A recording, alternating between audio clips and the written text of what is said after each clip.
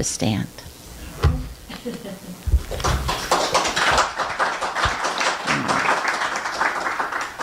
Yeah. Don't let me take your stuff. I got it.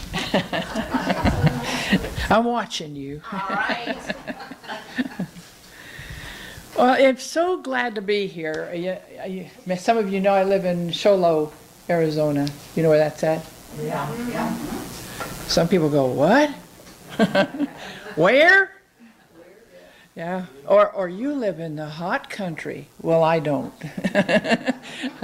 I live in the cold country. But this is just like you have here. It's been so mild and beautiful, and the mountains, it's just like it's been here. Just nice weather, and you know, I hear you're going to have a potluck outside or something, and I thought, oh, wow, gee. we get cold in the night, but it's beautiful during the day. Well, I'm here today because I have a mission, and I have a belief system that allows me to stand in front of groups and tell people the truth. And I realize that not everybody gets to tell the truth in front of people. Sometimes we just hide it, but this is what I am about. Let me tell you my story. That's great, right? A story's always good. When I was 40, just the other day.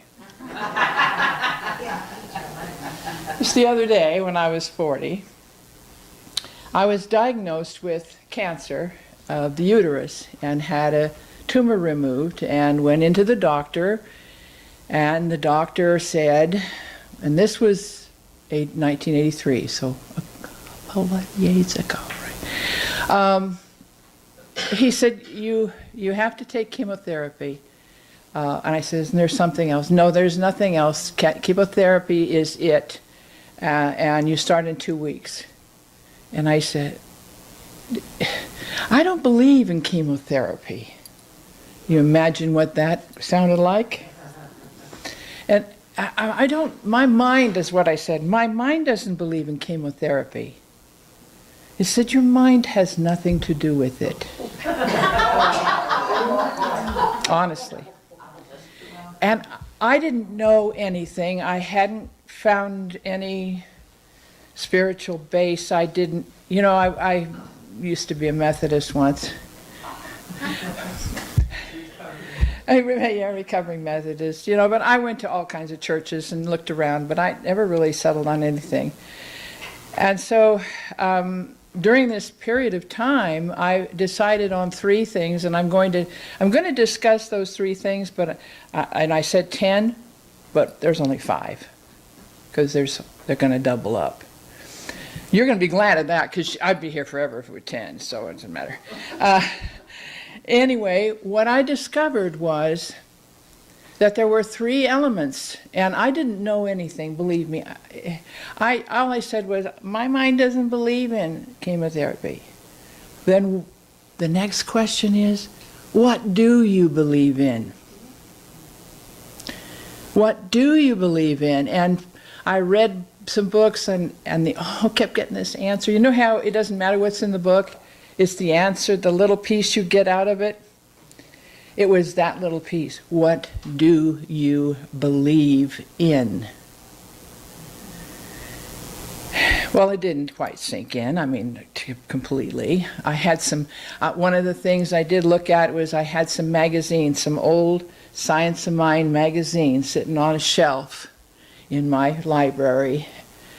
Oh, tattered and done, but my aunt had given me and said, maybe you'd like to read them. And I read them through, and I thought, oh man, this makes so much sense. What do I believe in? So I went to the church, the religious science, they called it then, church, and I first walked in, and as somebody said today, where have you been all my life? You know, that feeling like, I'm here. I became a practitioner, and all of that stuff that goes on when you decide that this is what you do believe in. You have to go all as far as you can go. So that was only one part of it, though.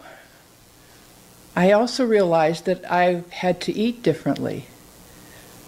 And that back in 1983, I contacted the Cancer Society, American Cancer Society, and I said, I heard that the vegetables were pretty important to your diet.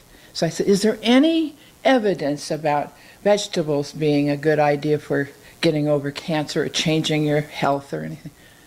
No, it doesn't have anything to do with it at all. So, well, that doesn't make sense. Even my mother said, eat your vegetables.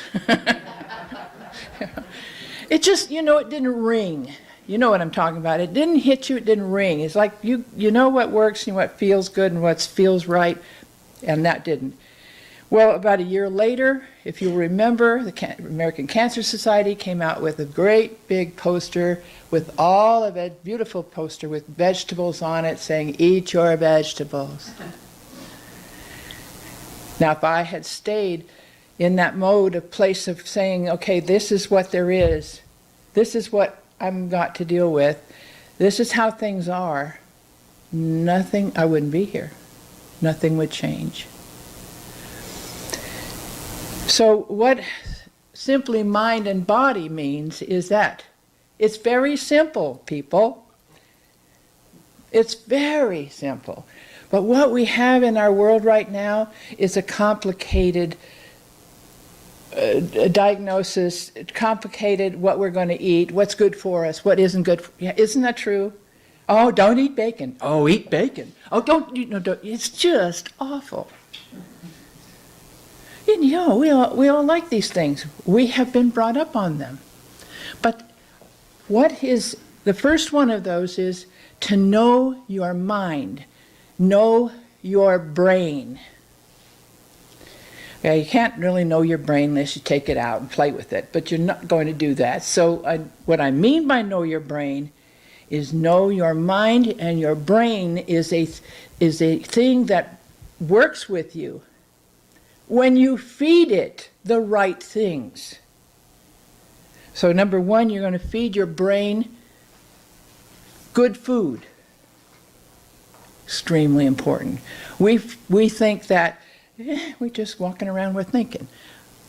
But every time you feed your brain, you feed your body good food, your brain knows it instantly. You know the difference between you have something really good to eat that tastes so good and that's really good. And I don't mean celery, I mean food that you go, oh, that's so good. Guess what your brain's saying? Thank you, I need that. Body's saying, thank you, I need that. Okay?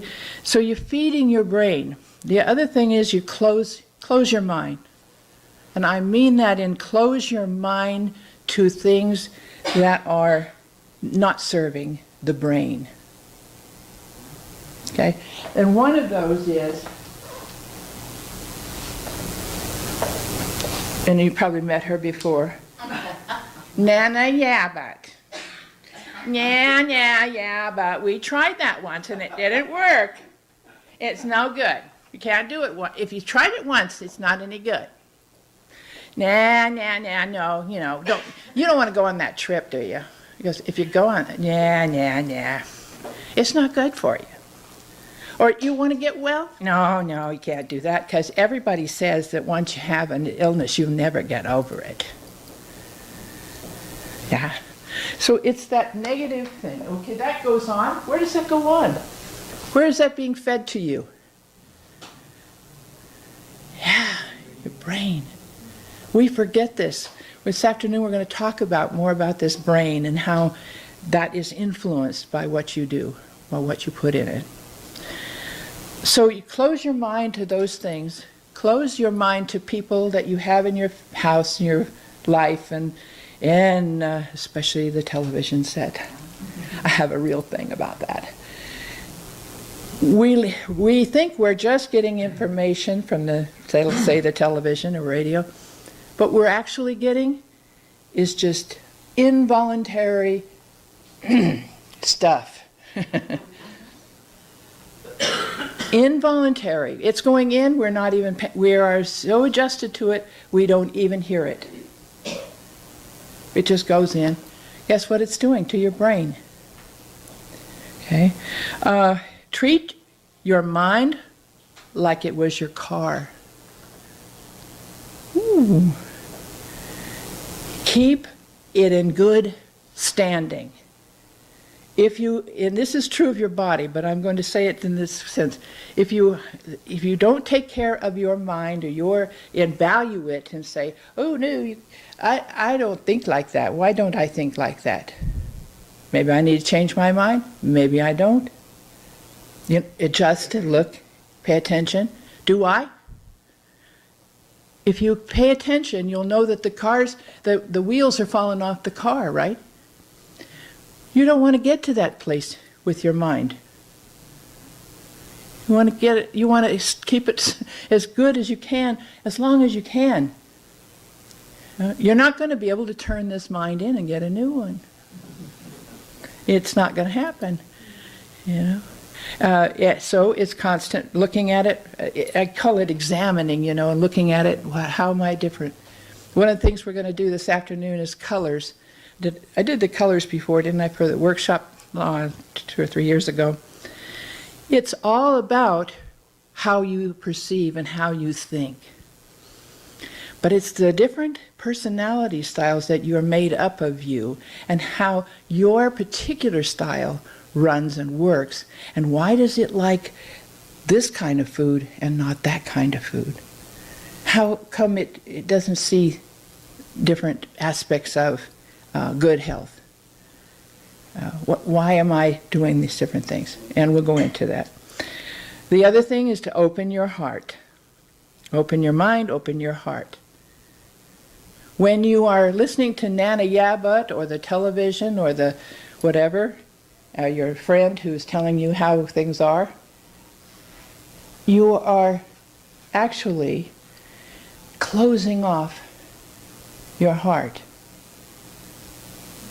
I may not think that, but you're closing off your heart, because your heart, even in the metaphorical sense, but physical sense, is susceptible to everything.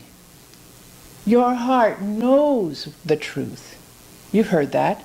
It knows when something's right or wrong. Okay, when you are getting negative information, it closes down. It's one of the, if you look at Louise Hay's information, a lot of it about heart is about closing down your heart. So now let's look at body. Now I've covered 5 of them, but your body, know your body. Most people walk around with a body. Dang, everybody's got one. However, some people walk around as if that body were just a thing. Does that make sense? It's your temple. It's your God-given piece that you got to do here on this planet. It's what you got. There's not one like it. There's not one like it. Isn't that amazing? There may be somebody that looks like you, but they're not like you. They've got different personalities, different things. There's only you. So when you know your body, you say to yourself, you become adjusted to saying to yourself, it's one of the first things I learned, and I can't even tell you where, because I was when I was in this mode of getting over cancer, I was trying everything. So I was trying meditation, I was looking at food, I was looking at my own spirituality, I was, a whole bunch of things. And one of the things that became very clear to me was that I had a body type. My body doesn't like things your body likes.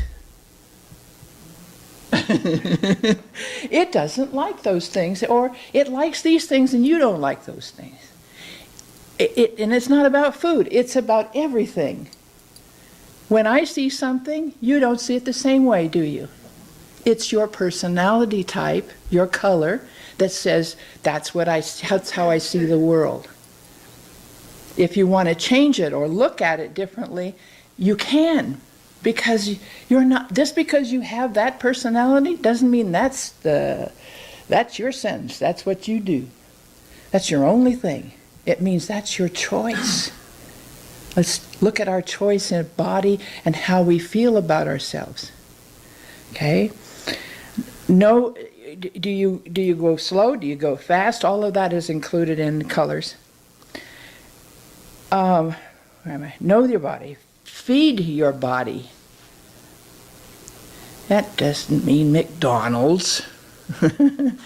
Oh, you can eat at McDonald's. I'm just saying, don't always think that you have to just grab something and go. Think about what you're putting in your body. Eat the vegetables. Get good grains. Do the things that are good for you. Close your body. Close your body. What does that mean? It means to close off from anything that does not serve your body.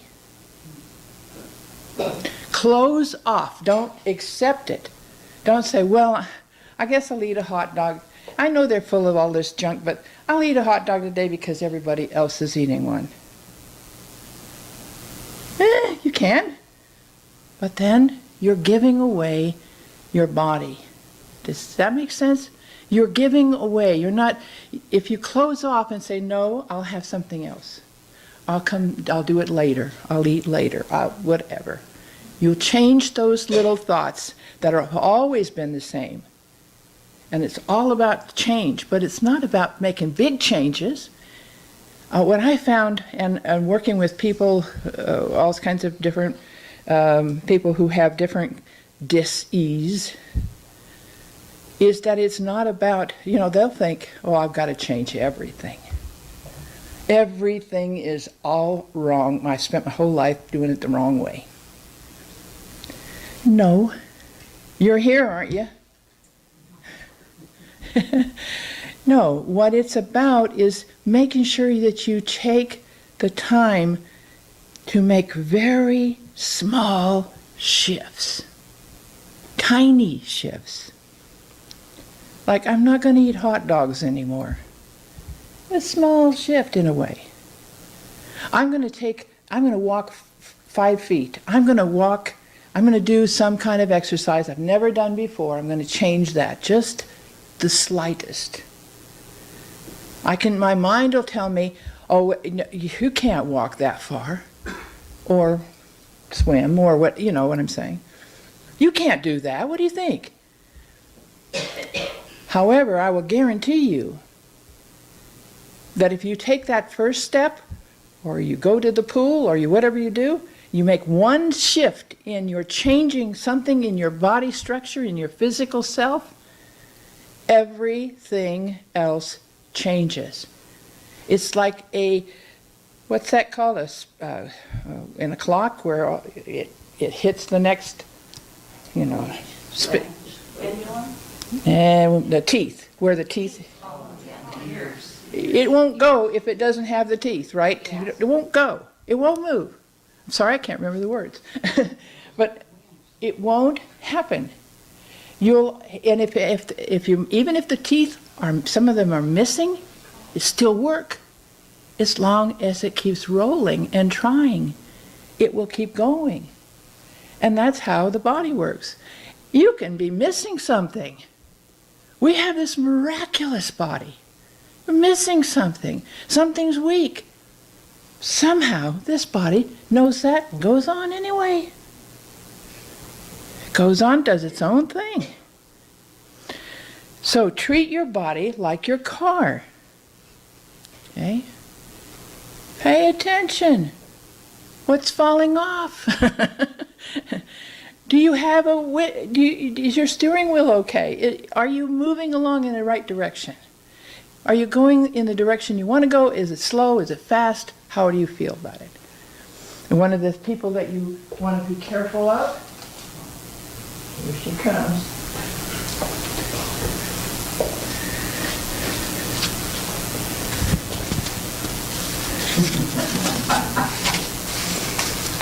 Gracie Gossip. Gracie Gossip, you know. You know, I was at the doctor's office the other day, and I saw sitting next to this lady, and she said, she began to describe this. She had this horrible disease. It started in her toe and went all the way up her body, everywhere. And she just, it was in her hand. It was amazing. I think I had it. I think I've got it now. Just listening to her. You know how that goes. Now you know, don't you, how this is. If I gossip about it, it's the truth. That disease is important. You gotta have that. It's the way it is. This is true.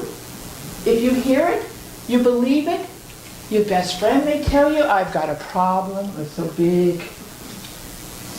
And it might be. We all have empathy for people, sympathy. But are we allowing that to take care of us and be in what we do? Or are we able to say, I feel sorry for you, I know that you have a problem, but my body is not going to take that on.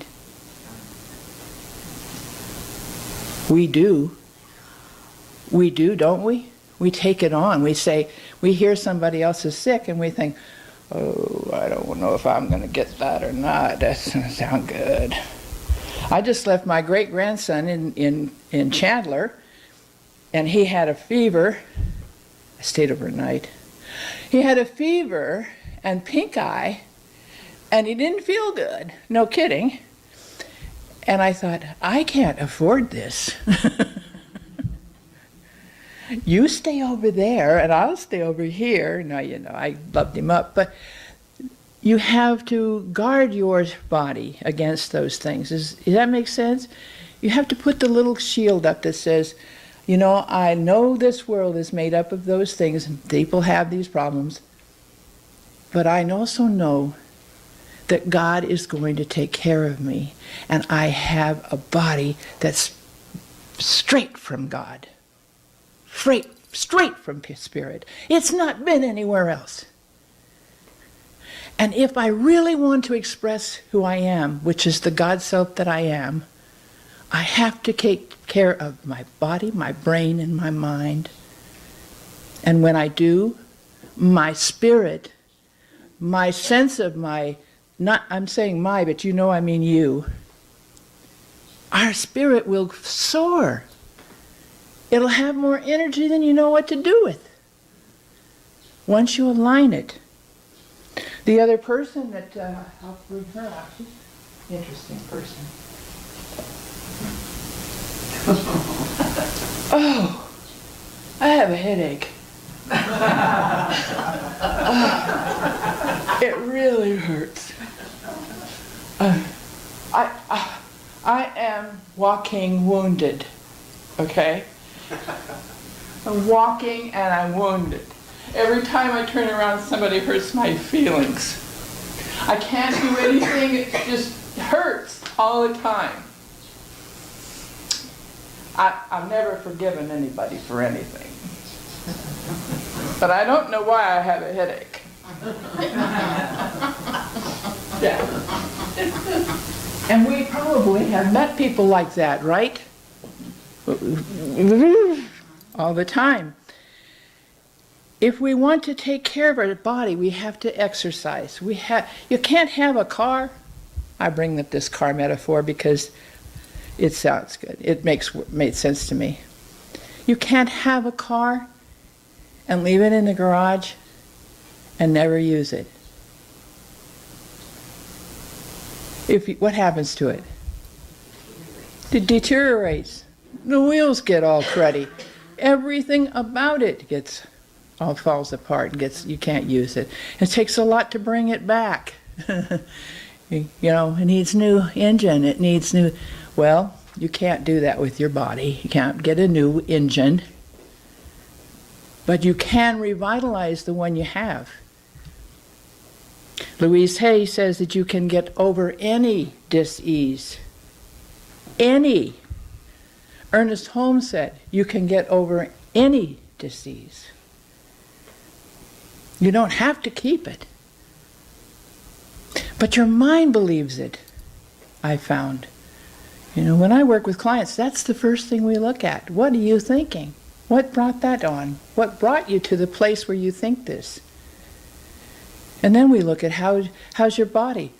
Oh, perfect reflection of your mind. Right? And what I talk about is not just the mind and body, because I know that spirit is doing the whole thing. But we are on earth, we are on this planet, and we eat the food from the ground. That planet is our life flight. Does it make sense? It is our lifeline to life. When we disconnect from it and get too much asphalt, get away from vegetables, move into this modern age of something, we lose our spirit.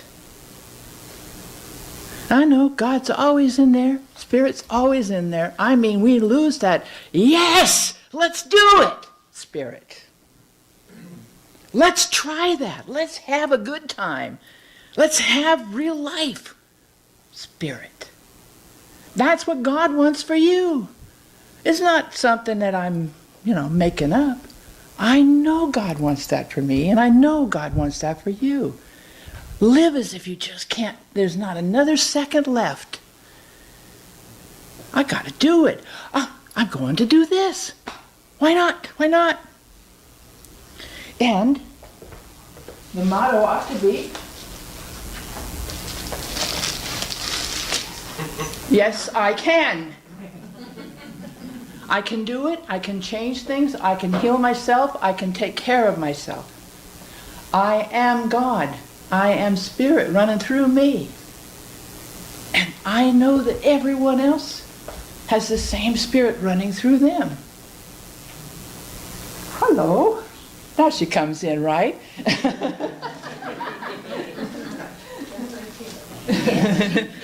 Yes, she can. Yes, she can. So one of the things that to leave you with is, what does your spirit need on a daily basis? What does your spirit need on a daily basis? Does it need to meditate? That's your first answer. Does it need good food? Real food? Yeah. Does it need for you to get closer and more connected all the time, which is just a spiritual growth thing? Do you have the opportunity to become so connected to God that you cannot not do it? Does that make sense? You cannot not. I can't anymore. I have to do it. Sometimes I say, darn, I don't really want to do it. I don't want to fly back there. I don't want to go there. Darn, I get to do it anyway. And it's so funny, because even when I resist doing something, it's the most joyous thing that ever happens to me. Yeah, see, head shaking. It's when I resist the change, sometimes, and I don't resist it very well, let's put it that way, but I do resist it. I do go, I don't know if I want to do that. And the moment, though, I change that and say, well, it's not really me doing it, it's God doing it through me, and if I don't do that, my spirit doesn't soar. Does that make sense to you? If I don't do what I'm God-givenly to do, whatever that might be, you don't do what you're supposed to do, whatever that might be.